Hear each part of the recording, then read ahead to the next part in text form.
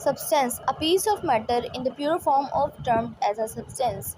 Every substance has a fixed composition and specific properties. Every substance has a physical and chemical properties. Example of pure example includes tin, sulfur, diamond, water, pure sugar, table salt and baking soda. जब भी matter का कोई piece pure हालत में हो तो उसको substance कहा जाता है। हर सब्सटेंस की एक फिक्स कॉम्पोजिशन होती है, यानी हमेशा जो सब्सटेंस होता है वो एक ही तरीके से बनता है, यानी उसकी जो केमिकल कॉम्पोजिशन है वो हमेशा एक जैसी ही रहती है, उसकी फिजिकल प्रॉपर्टीज़ भी एक जैसी रहती हैं। जैसे कि डायमंड है, डायमंड हमेशा एक जैसे ही रहता है, उसकी प्रॉपर्टीज़ भी ऐसी एक जैसी रहती हैं और वो बनता भी एक ही तरीके से है। तमाम चीज़ें जो कि फिक्स रेशियो में कॉम्पोजिशन और स्पेसिफिक प्रॉपर्टीज़ के साथ रहती हैं उसको कहते हैं substance. Next is element. Element एक ऐसी चीज़ है जिसमें एटम, कई किस्म के एटम मौजूद होते हैं और एटॉमिक नंबर भी अलग अलग होते हैं, और ये किसी भी डिकम्पोज नहीं हो सकते, यानी टूट नहीं सकता किसी भी आम सी चीज़ में, किसी आम केमिकल रिएक्शन के थ्रू, यानी एलिमेंट को तोड़ा नहीं जा सकता। अभी तक 118 एलिमेंट्स डिस्कवर्ड हो चुके हैं, जिसमें से ज़्यादातर कौन कौन से हैं, सॉलिड जो एलिमेंट्स हैं वो कौन कौन से हैं, कॉपर, गोल्ड, जिंक, और जो लिक्विड एलिमेंट्स हैं उनमें से चंद मरकरी, ब्रोमाइन, और जो गैसेस हैं उनमें से हाइड्रोजन, ऑक्सीजन, नाइट्रोजन और भी बहुत सारी गैसेस मौजूद हैं। How to write a symbol, किसी सिंबल को किस तरह लिखा जाता है, सिंबल क्या होता है। सिंबल एक ऐसी चीज़ होती है जो कि रिप्रेजेंट करती है एलिमेंट को, यानी वो एलिमेंट क्या है और किस चीज़ से बिलोंग करता है, ये सिंबल रिप्रेजेंट करता है। सिंबल हम English, Latin, Greek and German languages में भी लिखा जा सकता है।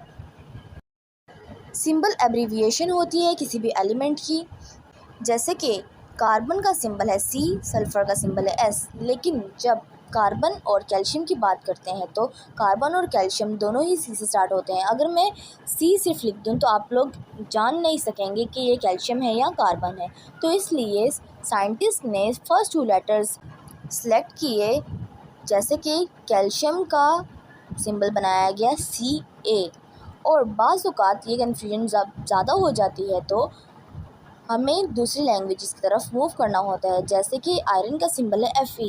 अब ये Fe तो आयरन के साथ मैच नहीं हो रहा, लेकिन Fe लैटिन लैंग्वेज में आयरन को फेरम कहते हैं, तो Fe फेरम से लिया गया, जिसकी स्पेलिंग होती है FeRRRUM,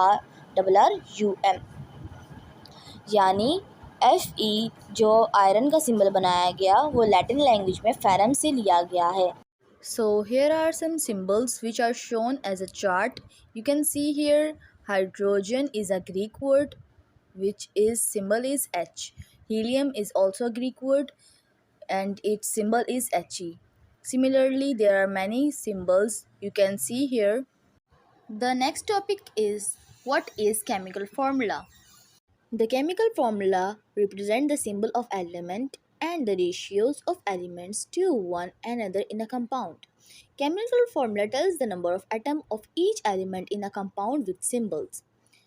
केमिकल फार्मूला सिंबल को रिप्रेजेंट करता है, यानी किसी भी कंपाउंड में कौन कौन से एलिमेंट्स मौजूद हैं सिंबल के थ्रू ये हमें रिप्रेजेंट करता है, और एलिमेंट्स में एटम की रेशियो कितनी है, यानी हमारे पास एक H2O का फार्मूला है, H2O का कंपाउंड है जिसमें हमारे पास 2 एलिमेंट्स हैं, हाइड्रोजन और ऑक्सीजन। H और O हमें ये रिप्रेजेंट करते हैं, ये 2 सिंबल्स हमें ये रिप्रेजेंट करते हैं कि इस कंपाउंड के अंदर हाइड्रोजन और ऑक्सीजन मौजूद है। अब हाइड्रोजन के कितने एटम्स मौजूद हैं और ऑक्सीजन के कितने एटम्स मौजूद हैं, ये हमें उसके रेशियो से पता चलता है, यानी हाइड्रोजन के 2 एटम्स हैं H2 और ऑक्सीजन का 1 एटम है यानी O1।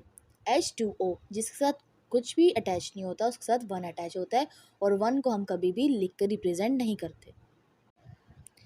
इसी तरह हमारे पास अमोनिया का जो फॉर्मूला है NH3, इसमें हमें ये NH3 शो करता है कि NH3 के कंपाउंड में N और H यानी नाइट्रोजन और हाइड्रोजन मौजूद होते हैं, जो N और H 2 सिंबल्स हैं नाइट्रोजन और हाइड्रोजन के। NH3, अब हमें एटम्स की रेशियो किस तरह पता चलेगी, NH3 यानी N के साथ अगर कुछ भी मौजूद नहीं है तो उसके साथ 1 है, यानी 1 और H के साथ हमारे पास 3 है, यानी 1:3। यानी इससे हमें ये पता चलता है कि NH3 के कंपाउंड में 1 नाइट्रोजन है और 3 हाइड्रोजन मौजूद हैं। कंपाउंड, जब 2 या 2 से ज़्यादा एलिमेंट्स केमिकली एक दूसरे के साथ बाउंड होते हैं एक फिक्स रेशियो में, मास की एक फिक्स रेशियो में, जब 2 या 2 से ज़्यादा एलिमेंट्स एक दूसरे के साथ बाउंड होते हैं यानी जुड़ते हैं तो उसको कंपाउंड कहते हैं। जैसे कि हमारे पास एग्जाम्पल के तौर पे NaCl है। NaCl हमेशा फिक्स रेशियो में एक दूसरे के साथ अटैच होता है और सोडियम क्लोराइड सॉल्ट बनाता है। Na का भी हमारे पास 1 एटम होता है और Cl का भी 1 एटम होता है, यानी दोनों की रेशियो क्या होती है 1:1। दूसरा हमारे पास कॉमन एग्जाम्पल जो हमारे पास आती है वो H2O की है, यानी जो हमारे पास वाटर का फॉर्मूला है वो हमेशा सेम ही रहता है, H2O। H2O के अंदर हमें ये पता चलता है, जब हम H2 को देखते हैं तो पता चलता है कि हाइड्रोजन के पास 2 एटम्स हैं और O के पास सिंगल एटम है, यानी इसकी रेशियो बनती है 2:1 और ये रेशियो हमेशा कांस्टेंट रहती है।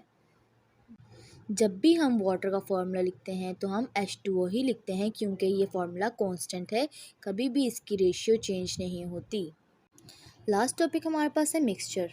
जब 2 या 2 से ज़्यादा एलिमेंट्स को मिक्स किया जाता है, कंबाइन किया जाता है, बाउंड किया जाता है एक दूसरे के साथ विदाउट एनी फिक्स्ड रेशियो, यानी कोई भी उनकी फिक्स रेशियो जब नहीं होती तो उसको मिक्सचर कहते हैं। जब 2 चीज़ें मिक्स हो जाती हैं आपस में अच्छे तरीके से तो उसको मिक्सचर कहते हैं। और मिक्सचर को हम अलग अलग करने के बहुत सारे तरीके हैं। सबसे पहला तरीका हमारे पास फिल्ट्रेशन है, इवेपोरेशन है, डिस्टिलेशन है और क्रिस्टलाइजेशन है। For example, if I have a crystalline sand on the one hand and other side I have powdered sand, then I will mix it without any fixed ratio. It will called mixture. अगर मैं एक तरफ थोड़ी सी crystalline sand लेती हूँ यानी पथरीली मिट्टी लेती हूँ और दूसरी तरफ पोरस यानी पाउडर जैसी मिट्टी लेती हूँ और उन दोनों को मिक्स करती हूँ तो ये मिक्सचर कहलाएगा। अब इन दोनों मिक्सचर को सेपरेट करने के बहुत सारे तरीके हैं। जैसे कि हमारे पास सॉलिड चीज़ों को फ़िल्ट्रेट करने का, अलग अलग करने का एक तरीका फ़िल्ट्रेशन कहलाता है। यानी अगर हम उस मिक्सचर को किसी पोर्स वाले सब्सटेंस में गुजारेंगे तो जो क्रिस्टलाइन वाली मिट्टी होगी वो ऊपर रह जाएगी और जो पाउडर वाली मिट्टी होगी वो नीचे आ जाएगी, यानी दोनों मिट्टी जो हमारे पास होंगी, दोनों सैंड्स वो अलग अलग हमें नज़र में आ जाएंगी। I hope you students learn much from today's lecture. See you soon.